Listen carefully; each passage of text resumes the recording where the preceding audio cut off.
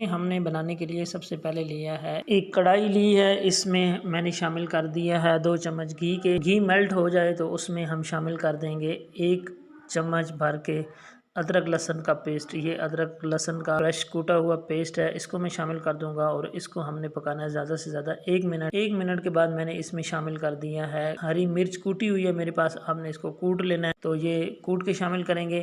तो इसको भी हमने 1 से 1.5 मिनट जो है वो इसके अंदर पका लेना है।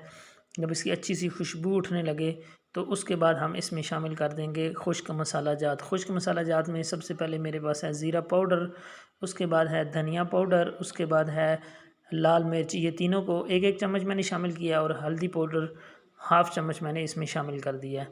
तो इस मसाले को हमने पकाना है। इसमें सबसे मज़े की बात मैं आपको बता दूं कि ना तो इसमें प्याज यूज़ होगा और ना ही इसमें टमाटर का तरद्दुद करना है आपने। सिर्फ़ और सिर्फ ये खुश्क मसाला जात हमने डाले हैं और इसको हम तब तक पकाएंगे जब तक हमारे खुश्क मसाला जात जो है वो इसके अंदर अच्छे से भुने जा चुके हैं। तो इस स्टेज पे मैं इसमें शामिल कर दूंगा आधा चम्मच नमक का।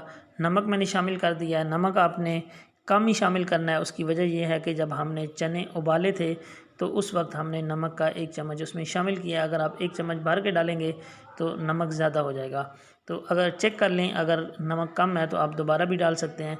अगर आपको लगे कि आपके मसाले जो है वो नीचे लग रहे हैं या जलना शुरू हो गए हैं तो आप इसमें थोड़ा सा पानी भी शामिल कर सकते हैं। तो यहाँ पे मैं तब तक इनको पकाऊंगा जब तक हमारे मसाले अच्छे से फ्राई हो जाएं।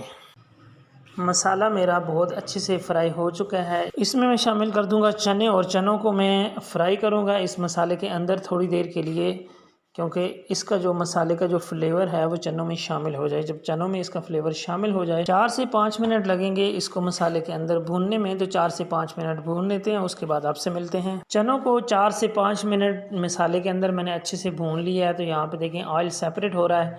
तो इस स्टेज पे अब मैं इसमें शामिल कर दूंगा जो चने उबाले थे, वो यखनी है, जो चने वाला पानी है वो मैं इसमें थोड़ा सा शामिल करूँगा और एक मैशर लूँगा। उस मैशर की मदद से मैं इसको थोड़ा थोड़ा जो है वो कूट लूँगा। हमने ज़्यादा नहीं कूटना, ज़्यादा कूटेंगे तो वो बिल्कुल सारे चने जो है वो दाल बन जाएगी। हमने इसको थोड़ा थोड़ा कूटना है।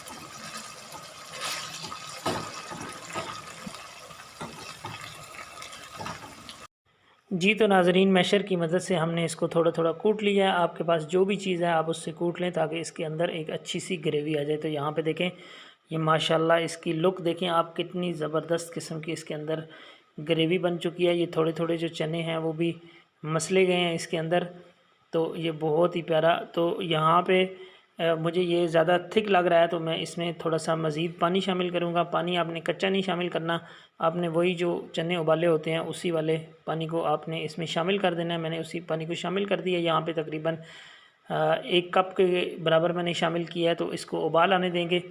तो यहाँ पे देखें ये उबाल आना शुरू हो गया और इस स्टेज पे मेरे पास है ज़ीरा पाउडर का आधा चम्मच जो है वो मैं इसमें सिर्फ शामिल करूँगा। यहाँ पे ज़ीरा पाउडर शामिल करने से आपके इसमें बहुत ही ज़बरदस्त किस्म की खुशबू पैदा होगी। इसको 1-2 मिनट के लिए कवर करके रखेंगे और कवर उठाते हैं तो यहाँ पे देखें ये हमारा ऑयल जो है वो बिल्कुल सेपरेट हो चुका है, तरी बन चुकी है। तो ये वाले जो छोले होते हैं इनके ऊपर तरी का होना बहुत ज़्यादा ज़रूरी होता है। तो हमारा जो चने का सालन है ये भी हमारा रेडी हो चुका है हलवा पूड़ी के लिए। तो यहाँ पे मैं आपको इसको भी डिश आउट करके दिखाऊंगा। तो आपने वीडियो को छोड़ के जाना कहीं भी नहीं है, वीडियो के साथ जुड़े रहना है। तो यहाँ पे मैं इसको डिश आउट करता हूँ।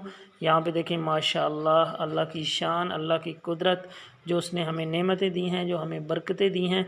मेरी दुआ है कि अल्लाह हम सब के रिज़्क़ में बरकत डाले। तो ये देखें इसकी कितनी खूबसूरत शक्ल नज़र आ रही।